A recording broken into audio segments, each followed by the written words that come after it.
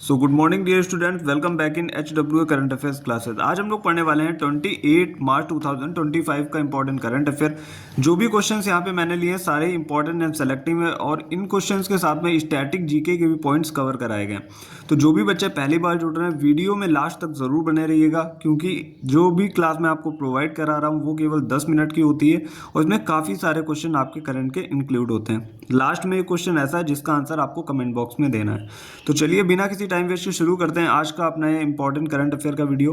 पहला क्वेश्चन आपके सामने है, हाल ही में चर्चा में रहा देश का पहला त्रिभुवन सहकारी विश्वविद्यालय कहाँ प्रारंभ होगा? तो ये प्रारंभ होने वाला है गुजरात में। बात कर लेते हैं त्रिभुवन सहकारी विश्वविद्यालय की। तो ये भारत सहकारी क्षेत्र का पहला विश्वविद्यालय है।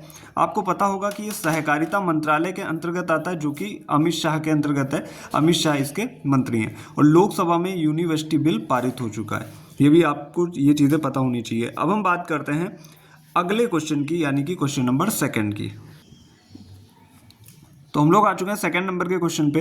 हाल ही में नकली नोटों को रोकने के लिए दोगुनी सुरक्षा वाली SR2 BIF7 यानी कि स्टोरियम बिस्मिथ फ्लोराइड नैनो कणों वाली स्याही किसने बनाई? तो ये बनाई है BARC मुंबई ने और INST मोहाली ने। ये क्यों बनाई गई है? जिससे नकली नोटों पर अंकुश लगेगा और पासपोर्ट जो होता है, जो पासपोर्ट से आप अदर कंट्रीज़ को ट्रेवल करते हो, उनमें भी छपाई में ये वाली जो इंक है इसका उपयोग होगा। और बात कर लेते हैं, अभी नोटों की बात हुई है तो नोट छापने के केंद्र कितने भारत में? तो भारत में 4 केंद्र हैं। नासिक महाराष्ट्र में, देवास मध्य प्रदेश में, मैसूर कर्नाटक में और सालबोनी वेस्ट बंगाल में। तो ये 4 केंद्र हैं जहाँ पे नोटों की छपाई का कार्य होता है। यहाँ पे जो मैंने आपको BARC बताया, इसका अर्थ होता है भाभा एटॉमिक रिसर्च सेंटर और INST का फुल फॉर्म होता है institute of national science technology. ये भी आप लोग याद रखिएगा। अब हम बात करते हैं थर्ड नंबर के क्वेश्चन की। थर्ड नंबर का क्वेश्चन आपके सामने है, हाल ही में 7वें एक्ट ईस्ट बिजनेस शो का उद्घाटन कहाँ हुआ?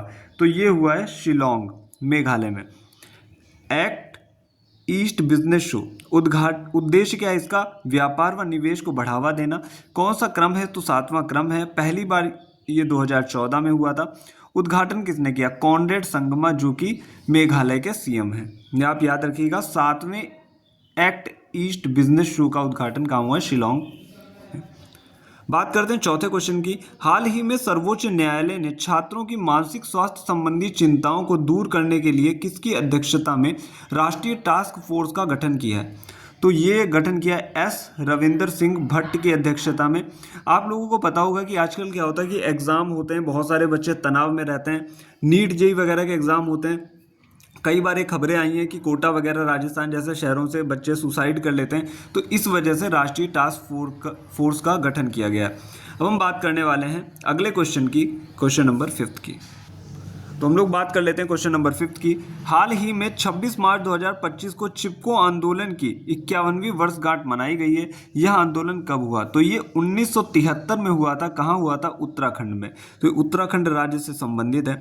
बात कर लेते हैं कभी कभी इनसे रिलेटेड जो लीडर्स हैं जिन्होंने महत्वपूर्ण भूमिका निभाई थी, तो वो कौन कौन थे? वो थे चंडी प्रसाद भट्ट और सुंदरलाल बहुगुणा। तो इन दोनों की इसमें जो इन दोनों का रोल था सबसे ज़्यादा था। अक्सर एग्जाम में इनसे जो रिलेटेड लीडर्स होते हैं उनके बारे में पूछा जाता है। अब हम बात करने वाले हैं अगले क्वेश्चन की, क्वेश्चन नंबर 6 की। क्वेश्चन नंबर 6 क्या है? हाल ही में FATF निजी क्षेत्र सहयोग मंच 2025 की वार्षिक बैठक कहाँ आयोजित की गई? तो ये आयोजित हुई है मुंबई में। यह बैठक मनी लॉन्ड्रिंग और टेरर फंडिंग के विरोध में कार्य करती है या फिर कार्य करता है। FATF एक ऑर्गेनाइजेशन है। और बात कर लेते हैं कि FATF की फुल फॉर्म क्या होती है? फाइनेंशियल एक्शन टास्क फोर्स इसकी फुल फॉर्म होती है। हेडक्वार्टर की बात करें तो पेरिस फ्रांस में इसका हेडक्वार्टर है। अध्यक्ष कौन है? एलिसा डी एंडा माद्राजो इसकी हेड है। और भारत ने इसे 2010 में FATF को ज्वाइन किया था। मेनली इसका कार्य यही होता है कि जो विश्व स्तर पे मनी लॉन्ड्रिंग और टेरर फंडिंग के केस आते हैं वो यही सॉल्व करता है। अब हम बात करने वाले हैं अगले क्वेश्चन की, यानी कि क्वेश्चन नंबर 7 की। क्वेश्चन नंबर 7 की बात कर लेते हैं। गाबा स्टेडियम जिसे 2032 के ओलंपिक के बाद ध्वस्त किया जाएगा, यह कहाँ है? जैसा कि आप लोगों को पता होगा कि 2032 के जो ओलंपिक हैं वो ऑस्ट्रेलिया में होने वाले हैं। तो जो गाबा स्टेडियम है ये ऑस्ट्रेलिया के अंदर है। जब ये हो जाएंगे ओलंपिक इस स्टेडियम में, उसके बाद इसे ध्वस्त कर दिया जाएगा, उसकी जगह पे एक नया स्टेडियम बनाया जाएगा। बात करते हैं 8वें क्वेश्चन की। ICC elite panel of umpire में किस भारतीय को शामिल किया गया है? तो ये है नितिन मेनन, इनको शामिल किया गया। अब हम बात करते हैं अगले क्वेश्चन की, यानी कि क्वेश्चन नंबर 9 की। क्वेश्चन नंबर 9 क्या है? खेलो इंडिया पैरा गेम्स 2025 में शीर्ष पे कौन रहा? तो शीर्ष पे रहा है हरियाणा।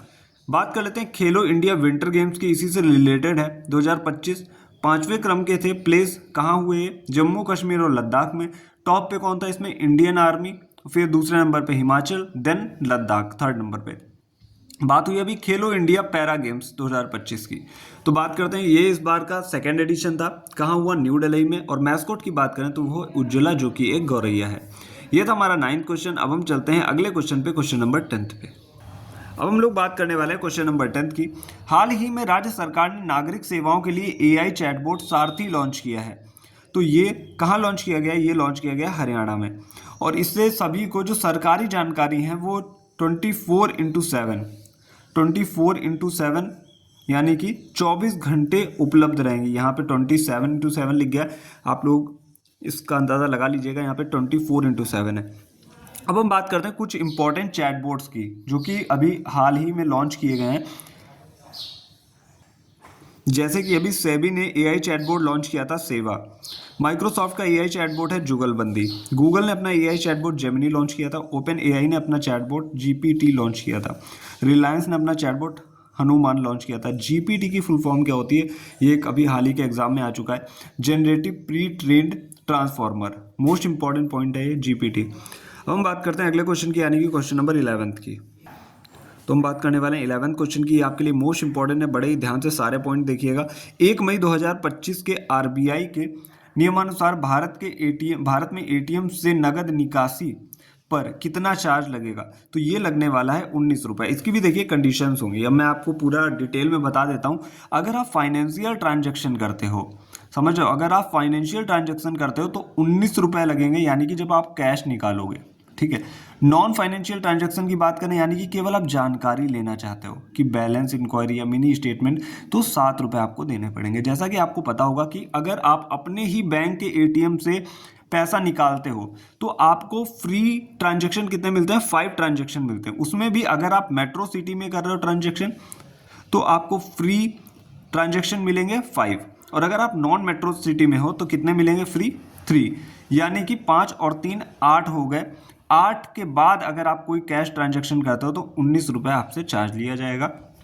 वैसे आप मेट्रो सिटी में हो और अपने ही एटीएम से निकाल रहे हो तो यानी कि आपको 10 फ्री ट्रांजैक्शन मिल जाते हैं, क्योंकि एक मेट्रो सिटी के 5 फ्री ट्रांजैक्शन और 5 फ्री ट्रांजैक्शन अगर आप अपने ही एटीएम से निकाल रहे हो तो 10 ट्रांजैक्शन के बाद लगेगा। और अगर आप नॉन मेट्रो सिटी में और अपने ही एटीएम से निकाल रहे हो तो एक तो वो अपने ही एटीएम से निकालने के 5 फ्री ट्रांजैक्शन और 3 नॉन मेट्रो सिटीज़ में, तो 5 3 8, 8 के बाद आपसे लिया जाएगा चार्ज 19 रुपये का।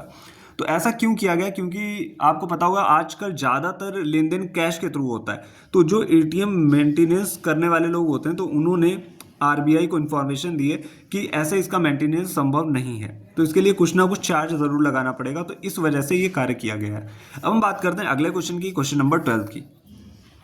हाल ही में भारतीय औद्योगिक वित्त निगम के एमडी सीईओ के रूप में कौन नियुक्त हुआ है? तो ये बने हैं राहुल भावे। ये आप लोग याद रखिएगा, मोस्ट इंपॉर्टेंट क्वेश्चन है।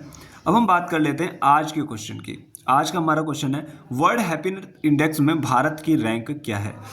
तो इसका आंसर आपको देना है कमेंट बॉक्स में। बहुत सारे बच्चे आंसर देते हैं, अगर आप पहली बार जुड़ रहे हो तो आपको भी आंसर देना है, क्योंकि लास्ट में मैं कुछ ऐसे क्वेश्चन पूछता हूं जो मोस्ट इंपॉर्टेंट मुझे लगते हैं, जिनकी संभावना एग्जाम में आने की ज़्यादातर होती है। तो जो भी बच्चे हमारे साथ अभी ऐड हो रहे हैं, अगर आप लोगों को कोई भी न्यू टॉपिक चाहिए किसी भी टॉपिक पे, तो आप हमें कमेंट के माध्यम से बता सकते हो। और जिन बच्चों की प्रीवियस क्लासेस छूट जाती हैं, केवल 10 मिनट की क्लास होती है, आप लोग प्रीवियस क्लास ज़रूर ले लिया करो।